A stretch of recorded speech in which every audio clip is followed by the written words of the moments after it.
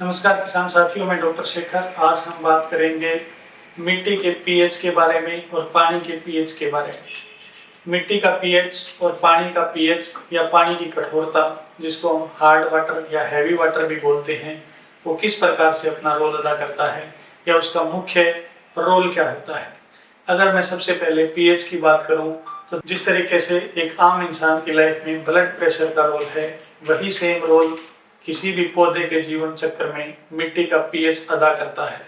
अगर मिट्टी का पीएच कम है या ज़्यादा है तो वो पौधों के जीवन चक्र में या पौधों के लिए पोषक तत्वों की उपलब्धता को प्रभावित करता है, जिससे पौधे का जीवन चक्र प्रभावित होता है। जैसे किसी भी आदमी का एक नॉर्मल ब्लड प्रेशर अगर हम देखें तो 120/80 रहता है।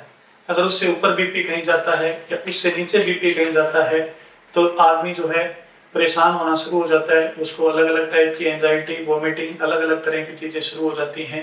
सेम केस मिट्टी केस में होगा। जब मिट्टी का पीएच ज़्यादा होगा, मिट्टी का पीएच जब बढ़ा हुआ होगा तो जो सूक्ष्म पोषक तत्व हैं वो पौधे को अवेलेबल नहीं होंगे, वो पौधे को नहीं मिलेंगे। हम एप्लीकेशन लगातार करते रहेंगे लेकिन जो सूक्ष्म पोषक तत्व हैं वो पौधे को नहीं मिलेंगे। इसी तरह अगर मिट्टी का पीएच ज़्यादा है या बहुत ज़्यादा कम है, उस केस में अगर हम फास्फोरस की भी एप्लीकेशन करते जा रहे हैं तो वो पौधे को पूरी तरीके से नहीं मिलेगा, वो पानी में पूरी तरीके से नहीं घुलेगा या मिट्टी में पूरी तरीके से वो मूवमेंट नहीं कर पाएगा, जिस वजह से वो पौधे को पूर्णतः नहीं मिलेगा। उसके बाद अगर हम बात करें कि सूक्ष्म पोषक तत्वों और मुख्य पोषक तत्व हैं, उनकी उपलब्धता को ये प्रभावित करता है। उसके साथ साथ ये पौधे में जड़ों का विकास या पौधे की डेवलपमेंट को भी प्रभावित करता है। फिर अगर हम बात करें कि जल की कठोरता या जल के पीएच का क्या रोल है, तो पानी का पीएच अगर ज़्यादा रहेगा या कम, बहुत ज़्यादा कम रहेगा तो उसमें भी जो पोषक तत्व हैं वो पूरे तरीके से घुलेंगे नहीं और वो अपना काम नहीं कर पाएंगे। हार्ड वाटर अगर होगा, पानी खारा होगा, कठोर होगा, उस पानी में भी पोषक तत्व कह लीजिए, इंसेक्टिसाइड कह लीजिए या फंजीसाइड कह लीजिए, वो पूरे तरीके से घुलेंगे नहीं और पौधा उनको पूरे तरीके से एब्जॉर्ब या अवशोषित नहीं कर पाएगा, जिससे कि वो अपना पूरे तरीके से काम नहीं कर पाएंगे। तो आपकी किसी भी खेत में जो भी आप फसल लगा रहे हैं उसमें मिट्टी के पीएच का, पानी के पीएच का और पानी की कठोरता का विशेष महत्व है।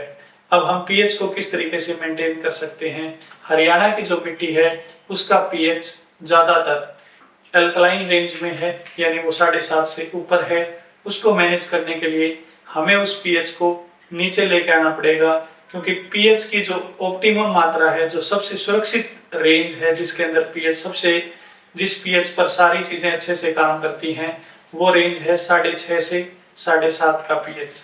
अगर 6.5 से 7.5 के पीएच बीच में आपके पानी का, मिट्टी का पीएच है तो वो किसी भी पोषक तत्व के लिए या सूक्ष्म जीव जो भी मिट्टी में है उनकी अभिक्रिया के लिए या उनकी क्रिया के लिए, उनके जीवन चक्र के लिए वो सबसे अच्छा पीएच माना जाता है।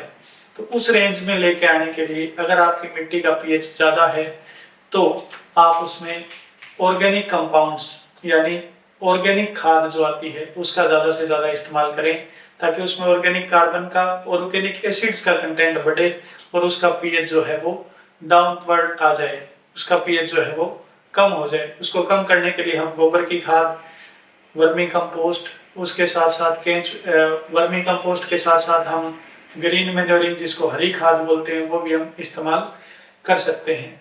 उसके अलावा जिप्सम का, भुजे हुए चूने का भी हम इस्तेमाल कर सकते हैं, जो कि पीएच को मैनेज करने में हमारी मदद करता है। उम्मीद करता हूँ आपको जानकारी समझ आई होगी। धन्यवाद।